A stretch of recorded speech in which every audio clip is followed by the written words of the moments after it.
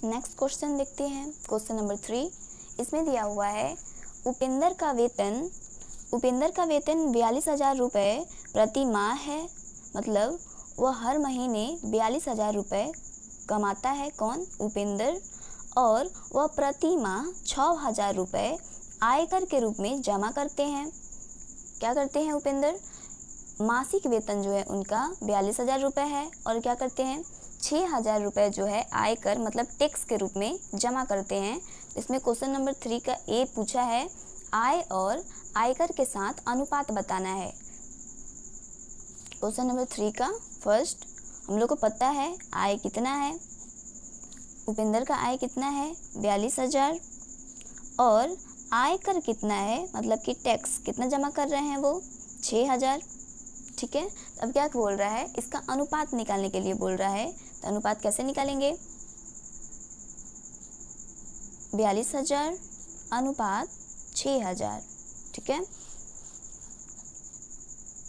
42,000 अनुपात का मतलब क्या होगा? डिवाइड मतलब कि बट्टा, ये हो गया। अब क्या करेंगे, 0 से 0 कैंसिल हो जाएगा, अब कट जाएगा, 6 से 42 कट जाएगा 7 बार में मतलब कि 7 बार में, नीचे बच गया 1, तो ये हो जाएगा इसका अनुपात 7:1 मतलब कि 7:1 इसका आंसर हो जाएगा। ठीक है, अब देखते हैं बी में क्या बोल रहा है, आयकर का आय के साथ अनुपात। उस समय बोला था आय का आयकर के साथ अनुपात, यहाँ पे बोल रहा है आयकर का। तो आयकर कितना था 6,000, आयकर का आय के साथ, तो आय कितना था हमारा 42,000। अब इसका हम लोग रेशियो निकालेंगे, 6,000 अनुपात 42,000, 0 से 0 कैंसिल होगा और ये 7 बार में कैंसिल हो जाएगा। तो इसका हो जाएगा 1/7 मतलब कि 1:7। तो मतलब हम लोग बोल सकते हैं 1:7 इसका आंसर हो जाएगा। ठीक है, अब देखते हैं सी में क्या बोलता है। सी में दिया हुआ है, क्या ये दोनों अनुपात तुल्य हैं? अब इन दोनों का क्या करेंगे, तुल्य भी निकालेंगे। क्या ये दोनों अनुपात तुल्य है, मतलब कि ये एक दूसरे के तुल्य है कि नहीं, कि किन का एक दूसरे का। पहले का आया था 7:1 यानी 7:1 और यहाँ पे था 1:7, मतलब ये एक दूसरे के बराबर हैं कि नहीं, इनका तुल्य अनुपात क्या करना है, हम लोग को निकालना है। अब क्या करेंगे, यहाँ पे 1 और 7 इसका लघुत्तम मतलब कि एलसीएम कितना होगा 7 होगा, 7। तो क्या करेंगे 7/1, तो यहाँ पे इसका एलसीएम कितना आया हमारा 1/7 लिख देंगे। एलसीएम कितना आया था 7, तो यहाँ 7 से मल्टीप्लाई, जब नीचे 7 से गुना करेंगे हम लोग तो ऊपर भी 7 से गुना करना होगा। अब 7 गुना करेंगे हम लोग कितना हो जाएगा 49 और बट्टे में 7। ठीक है, अब यहाँ पे है 1/7 मतलब 1/7। अब इसका भी लघुत्तम कितना आया था हम लोग का 7, यहाँ 7 तो आ गया है तो 1 से मल्टीप्लाई कर लेंगे हम लोग। अब क्या करेंगे, ऊपर 1 पहले से ही है, यहाँ पे मैंने 1 अपने से मल्टीप्लाई किया है, यहाँ पे 7 तो पहले से ही था, तो ऊपर में भी 7 से क्या करेंगे मल्टीप्लाई करेंगे। 1 में 1 से मल्टीप्लाई करेंगे 1 और यहाँ पे हो गया 7। यहाँ पे हम लोग अब तुलना करेंगे, 1/7 का मान था 49/7 और यहाँ पे 1/7 का मान है 1/7। तो क्या करेंगे, इसमें से दोनों में से बड़ा कौन है, 49 बड़ा है कि 1 बड़ा है, 49 बड़ा है। इसका मतलब ये एक दूसरे के तुल्य नहीं है, मतलब कि ये एक दूसरे के बराबर नहीं है। इसमें बड़ा हो जाएगा 7/1, 7/1, इसका मतलब 7 बड़ा होगा और 1/7 क्या है छोटा है। हम लोग बोल सकते हैं ये एक दूसरे के तुल्य भिन्न नहीं है। नेक्स्ट देखते हैं हम लोग क्वेश्चन नंबर 4।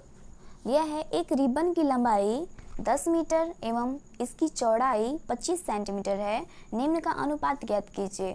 मतलब कि लंबाई और चौड़ाई दिया हुआ है इसका, अब इसका रेशियो निकालना है।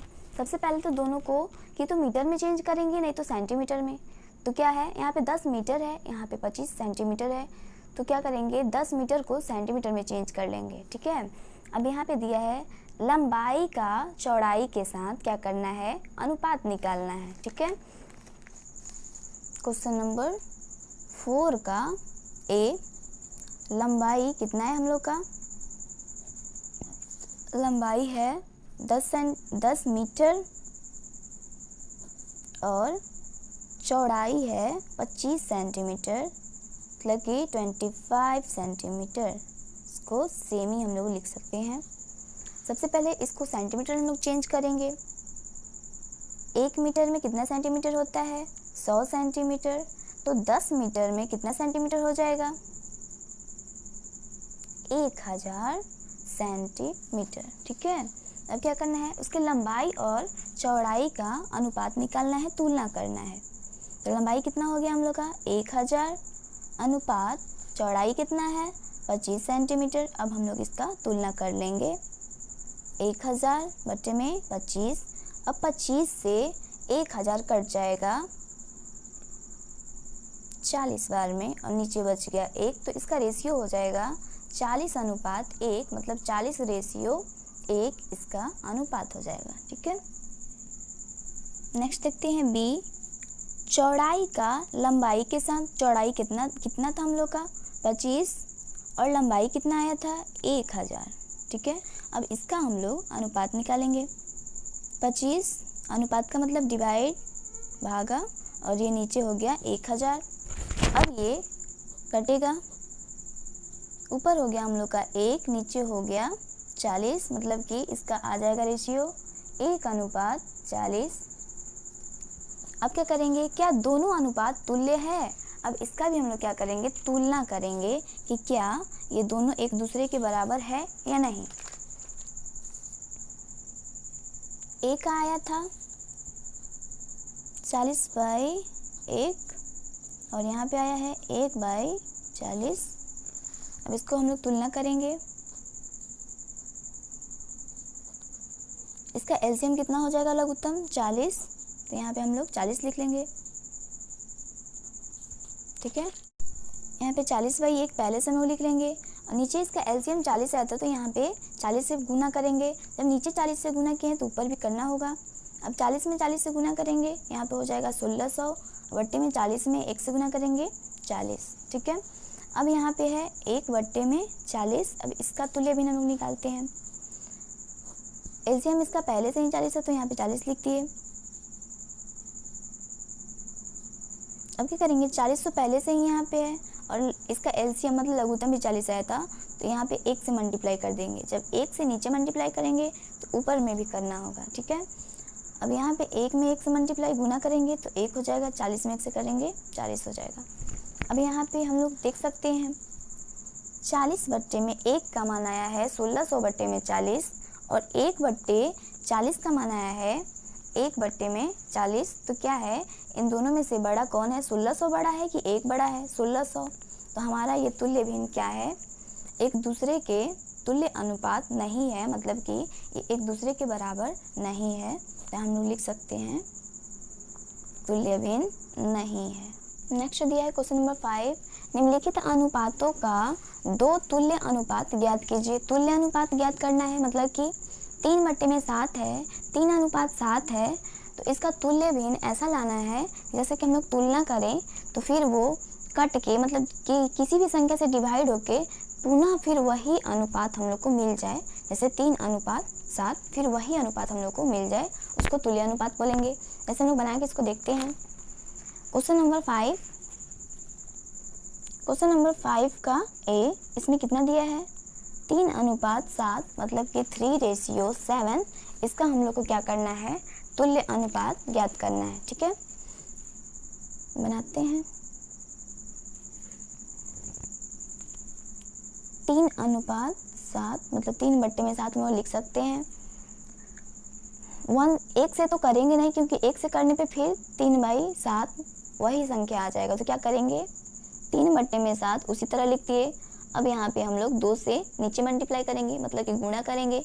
जब नीचे 2 से गुणा करेंगे तो ऊपर में भी करना होगा। क्यों, क्योंकि संतुलित करने के लिए, क्योंकि अगर नीचे 2 से गुणा किए तो ऊपर भी करना होगा, क्योंकि अगर ये कैंसिल भी हो जाए तो फिर 3/7 वही अनुपात हम लोग को मिल जाए। ठीक है, तब क्या करेंगे, यहाँ पे मल्टीप्लाई कर लेंगे। 3 में 2 में 6, 7 में 2 से करेंगे 14, तो क्या हो गया 6/14 हो गया। अगर हम लोग इसको कटाएंगे तो फिर कट के हमारा वही 3/7 आ जाएगा। तो ये हमारा 3/7 का तुल्य भिन्न है। ये हमने पहला निकाला, अभी दूसरा भी निकालना है। 3/7 का दूसरा तुल्य भी निकालते हैं। पहले तो 2 से हम लोग मल्टीप्लाई कर चुके हैं, तो अब 2 को छोड़ के किसी अन्य संख्या से गुना करेंगे, ठीक है। तो यहाँ पे हम लोग 3 से करते हैं, मतलब कि 3 से। तो क्या करेंगे, 3 में 3 से मल्टीप्लाई करेंगे तो कितना हो जाएगा 9, यानी कि 9। 7 में 3 से करेंगे 21, ये इसका तुल्य भिन्न हो गया। 2 निकालना था हम लोग को, 2 निकल गया। अब देखते हैं बी में क्या दिया है, 4:9। इसको भी हम लोग बना सकते हैं। फर्स्ट बनाते हैं, इसको लिख लेंगे हम लोग 4/9। 1 से तो करेंगे नहीं क्योंकि वो उतना ही आ जाएगा। 4/9 उसी तरह लिख लेंगे। अब इसे क्या करेंगे, 2 से मल्टीप्लाई कर लेंगे पहले। 4 में 2 से मल्टीप्लाई करेंगे कितना हो जाएगा 8। 9 से 2 से करेंगे 18, ये इसका पहला तुल्य भिन्न हो गया। अब सेकंड तुल्य भिन्न निकालते हैं। सॉरी, यहाँ पे 4 है। अब 4/9 लिख लिए, 2 से तो करेंगे नहीं। अब कोई भी संख्या 3 ले लेते हैं या 4 ले लेते हैं। लगातार लिखना होगा, जितना लगातार लिखने से थोड़ा अच्छा होगा, तो लगातार ही हम लोग लिख लेते हैं। 4 में 3 से करेंगे 12, 9 में 3 से करेंगे 27, मतलब कि 27, ये इसका दूसरा तुल्य भिन्न हो गया।